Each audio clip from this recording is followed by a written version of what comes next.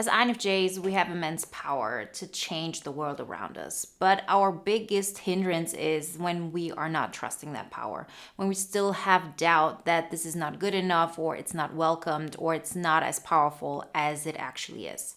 But the truth is, nobody can give us that validation. And as long as you're waiting for somebody to tell you or show you that you're worth it or that you're right, you're gonna wait forever.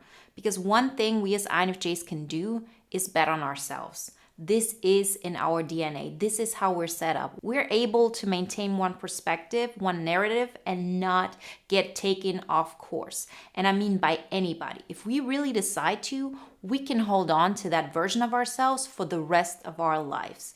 And that is our superpower. So today we're going to talk about 5 shifts INFJs make once they actually start trusting their power. Before we get started, I want to let you know I have an Easter promotion for you. The INFJ Epic Life audio guide is going to be $50 off up until Easter Monday. So you can get it through the link in the description, and the price is already deducted on the page. If you have any other questions, write us at info@wences.com. Shift number 1, you talk without feeling guilty, meaning you're not walking on eggshells anymore. One of the things we as INFJs do is we try to protect other people from feeling their pain.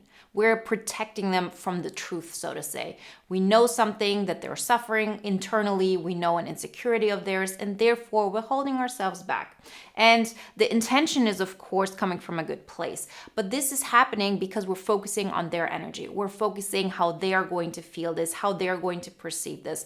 But if you really switch the narrative and you say, I'm going to focus on me, as in I'm the blueprint, I'm the one who knows what is right, and I'm going to speak my truth. I'm not going to speak the truth in order to hurt people if it's not necessary, but I'm also not going to dim my light. I'm not going to pretend I'm somebody that I'm not. I'm not going to bend myself, and I'm not going to walk on eggshells in order to not disturb the peace.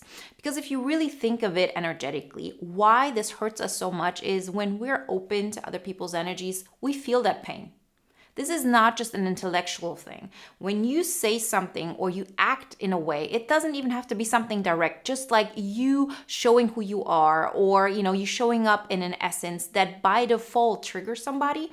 If you're open to that person's energy, this stinks. This doesn't feel good. It's like we are feeling their pain, because that's what we're not only conditioned to, this is what our superpower is. We can do this. We can take on that person's pain so they don't really have to feel it, right?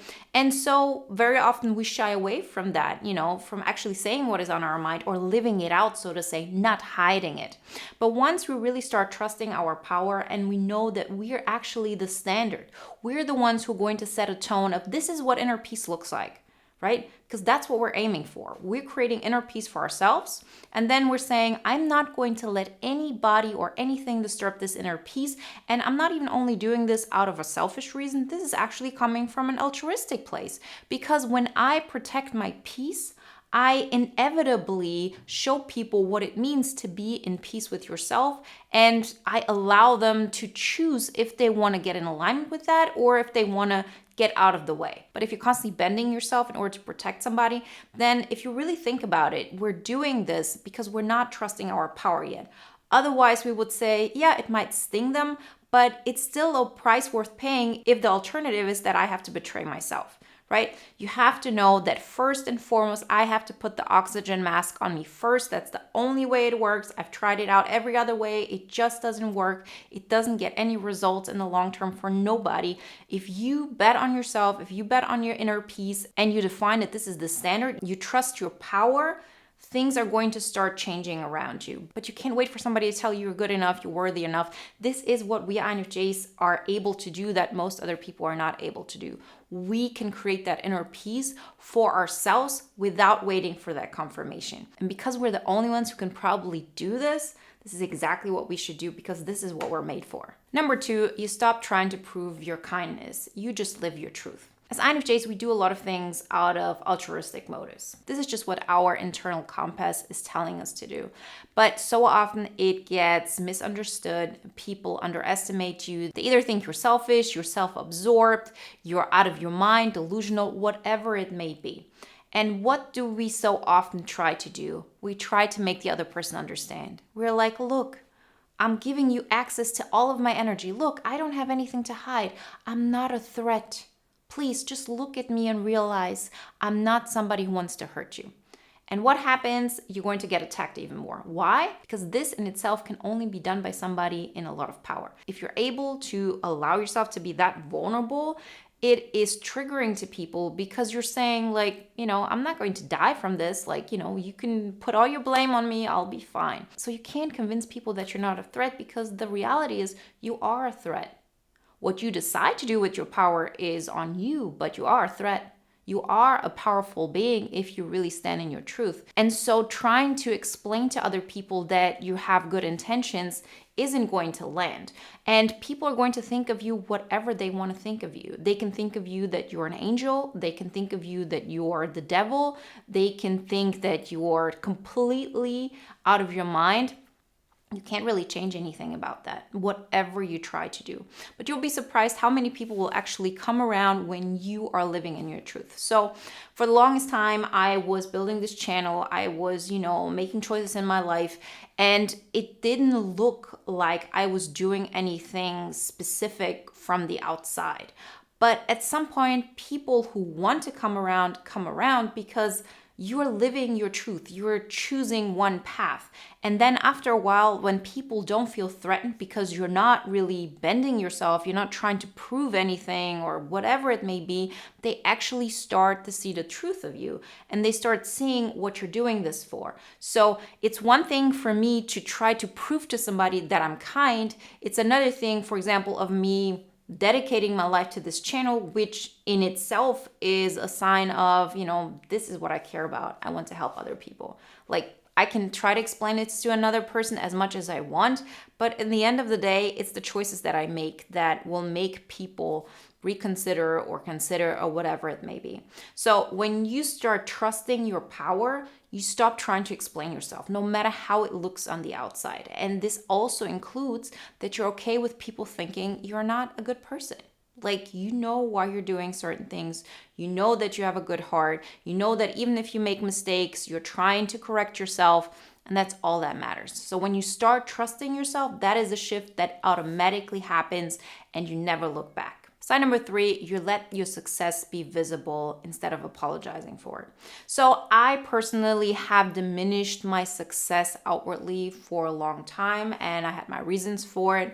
But the moment I really said, okay, now's the time, now I'm ready, now I can actually really put on display what I've created, it was a conscious choice. Because when you're doing this, you're creating an example of what it means to be in integrity and to be successful in life. And success can look very specifically to you. See, take me for example. So I have been living my version of an epic life for a long time, but it was sort of hidden. Like, people didn't know. I didn't really put it on display. I didn't really own it, so to say. And I had my reasons for this because this was part of my growth, but I always knew that I have chosen success for me. It didn't matter if I was ever going to be popular, or if people would know my name, or people would think like I'm great, whatever it may be. Like, I knew for me, this is my path, this is my lane, this is what I love to do, and this is what I'm here for. This is how I can be of service.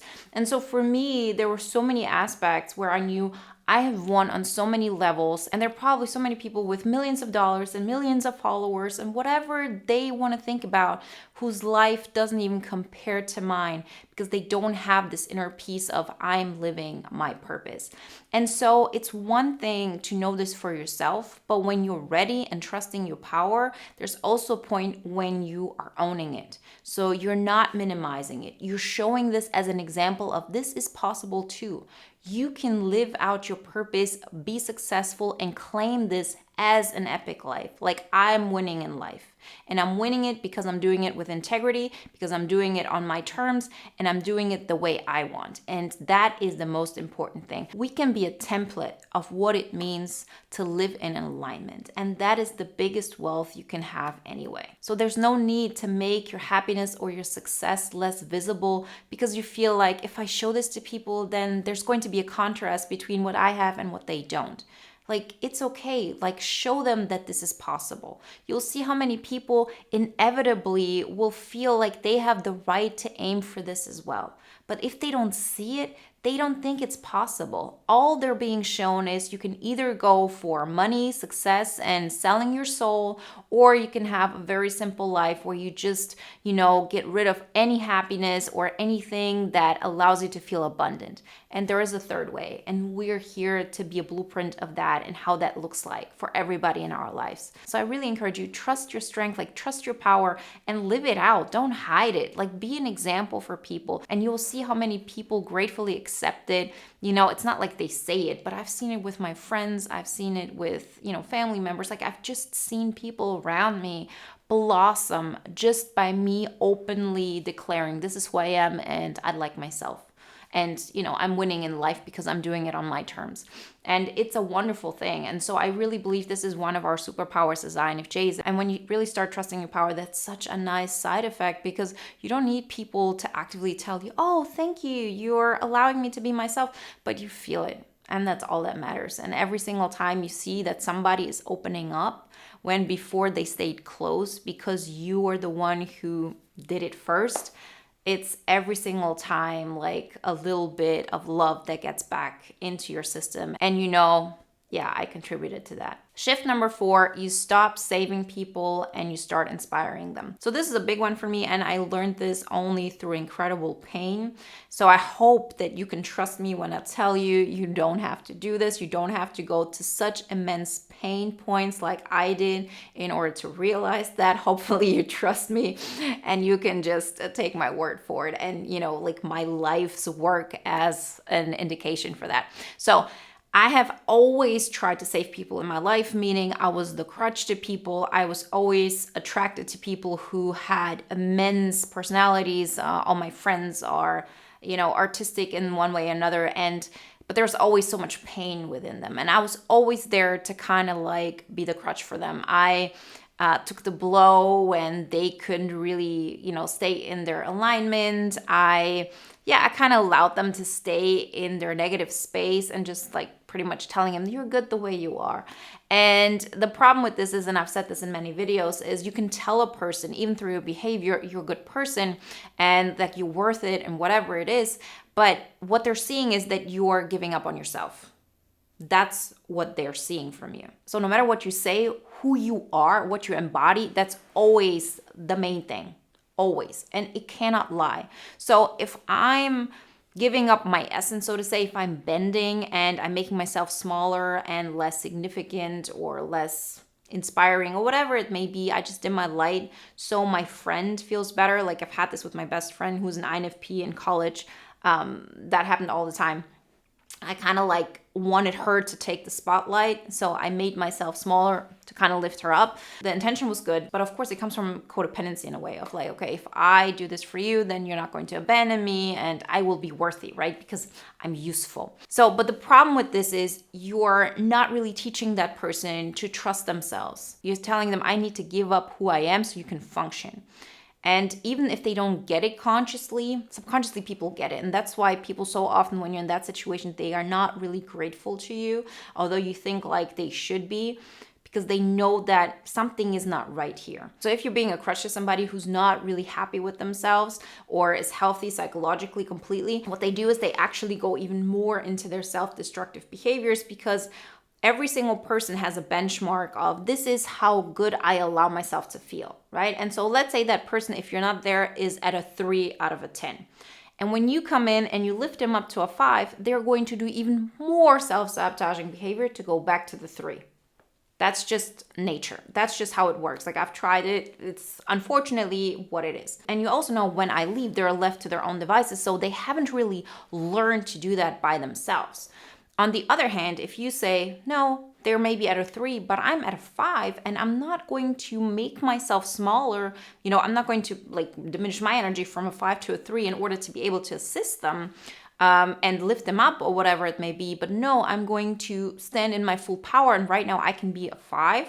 I can maintain an energy level of 5, and really by choosing me and doing things that I want. Then when your friend chooses to be around you, that kind of lifts them up. They see what it looks like to choose yourself, and you become a mirror to that. So they see, okay, see how she's okay with herself, even to a level of 5. I can allow myself to do that. And I know it's going to be okay because she's okay. Right? That's how it works. That's what I always say. Like, you're not here to fix people. You're not saving people. You're inspiring them. I've been saying this for many videos. You're not going down to the valley with them. You're being the mountain that people can climb up on. So it's on us to create those really strong boundaries and this container of this is what it looks like to choose yourself, to stay in integrity, to create a system that in itself is like complete. Like, if people don't like me, I don't care anymore because I know what I'm doing in my life is giving me purpose, right? Like, I'm really putting myself in situations that allow me to tap into what I feel like I'm here to do. And through that, you create so much resonance and like self-confidence, because self-confidence is, as we all know, not so much of, oh, people are going to like me. Self-confidence is like, I'm going to be okay if they don't because I'm doing things that make me like myself. If I would look at myself from the outside, I would think, that's a superstar. And this, of course, from an archetypical standpoint, because nobody of us really feels like, oh, we've created all this amazing stuff and my life is so amazing. And if you really say, only when I feel that my life is so amazing, then I'm worthy of it, it's not going to work. You know, I've told you this before, but when I first started my journey, which was like now probably like 11 years ago, it was the first time I decided, okay, that's my path. I'm at the bottom of the mountain that I'm going to climb, but this is mine. That's the moment I knew I had won. And I had no external confirmations for anything. But I knew that on that path, once I was able to face myself and I didn't collapse, nothing can be taken away from me. Because at that place, it's mine. There's nobody who can tell me this is wrong or you don't belong here because this place is mine. And that's actually what the audio guide is all about. Like, the audio guide is really all about facing where you are right now in your life, like in your current reality. If you really look at the outside of those externally observable facts, how I always say it, and then taking it to the next level. So that's what the audio guide is really about. So if you're on the cusp of this, I really recommend getting the audio guide. And the last shift that happens once an INFJ finally trusts their power is we start enjoying the calm. We start enjoying the things that are working. We're not looking for the next problem to pop up because, of course, there's always going to be something that needs to be taken care of.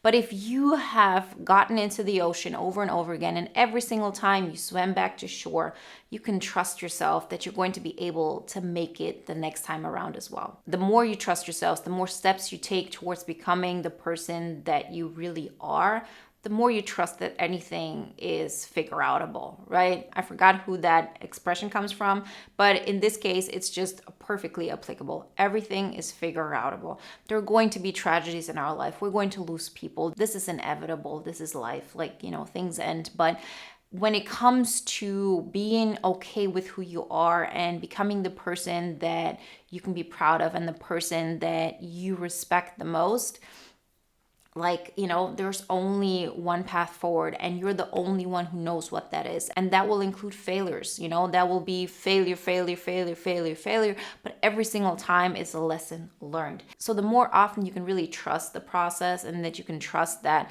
you'll be okay because you've already proven to yourself that you've gotten through so much chaos in your life. And we INFJs are really good at this. We've all been in situations where you said, I was able to hold myself above water in situations that were crazy, like really, like that would have overwhelmed any person that I know, but I was able to kind of like still survive that psychologically. Let's switch the script here. Like, it's not about surviving anymore, it's about thriving. And once you start taking that road forward and every single time you prove to yourself, yeah, I'm okay. Like, I was able to do that. I was able to get through that. The more you actually start to, you know, be calm, because we as INFJs, we exude just what peace is if we're choosing ourselves, right? We are visionaries, we, you know, live in our own world, we are independent, and that in itself is our biggest superpower. We don't have to push it, we don't have to prove it. And the more you can relax into this, the less you're going to focus on problems to fix, because the more you focus on problems to fix, the more those problems will actually like show up. Like, this is just the law of nature. You can't really change that. I always say, like, if you have you know, a day that's not so good, but you have like the morning coffee that's great that you have with a friend, we want more of that. We want to expand, even if it's 5% of your day that are great, we want to make those 5% 10%, 15%, and so on. But if you focus on the 95% that are not going well, you're just going to create more of this because our mind is actively focusing on the negative stuff. We have to start actively focusing on the positive stuff, and then it actually expands. So one last reminder, the audio guide is $50 off until Monday. You can get it through the link in the description. The price is already deducted. If you want to check out any other programs or free material, you can also find them through the links in the description. And if you want to watch another video now that is in alignment with today's topic, then check out the video you see on the screen right now. I'll see you in the next one. Bye, guys.